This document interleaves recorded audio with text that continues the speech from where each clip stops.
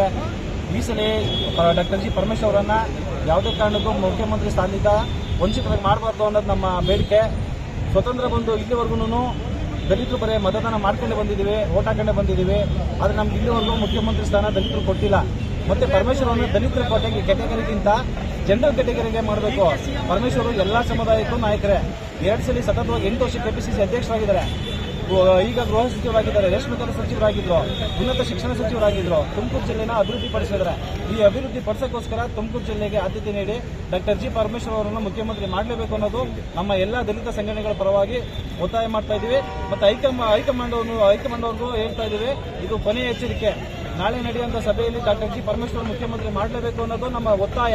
ಆ ಕಾರಣಕ್ಕೋಸ್ಕರ ಮುಂದೆ ಏನಾದ್ರು ಬದಲಾವಣೆ ಆಗಿಲ್ಲ ಅಂತಂದ್ರೆ ಹೈಕಮಾಂಡ್ ವಿರುದ್ಧ ಮತ್ತು ಕಾಂಗ್ರೆಸ್ ಪಕ್ಷದ ವಿರುದ್ಧ ಹೋರಾಟ ಮಾಡ್ತೀವಿ ಅಂತ ನಾವು ಎಚ್ಚರಿಸ್ತಾ ಇದ್ದೀವಿ.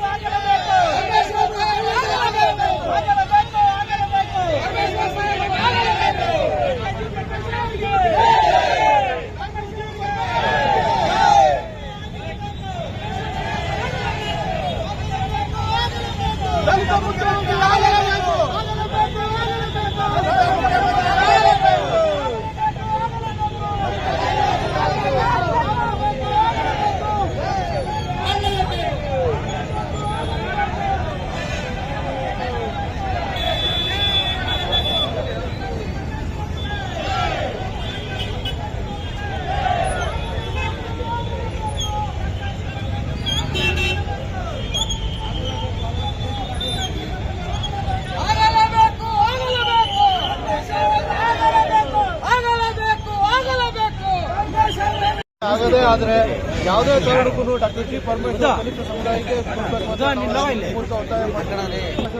ದಶಕಗಳಿಂದಲೂ ಕೂಡ ದಲಿತರು ಕಾಂಗ್ರೆಸ್ನ ಬೆಂಬಲಿಸಿಕೊಂಡು ಬಂದಿದ್ದಾರೆ. ಅತಿ ಹೆಚ್ಚಿನ ಸಂಖ್ಯೆಯಲ್ಲಿ ಬೆಂಬಲಿಸ್ತಾ ಇದ್ದಾರೆ.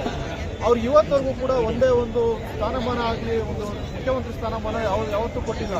ಹಾಗಾಗಿ ಈ ಸರಿ ಅವಕಾಶ ಬಂದಿದೆ.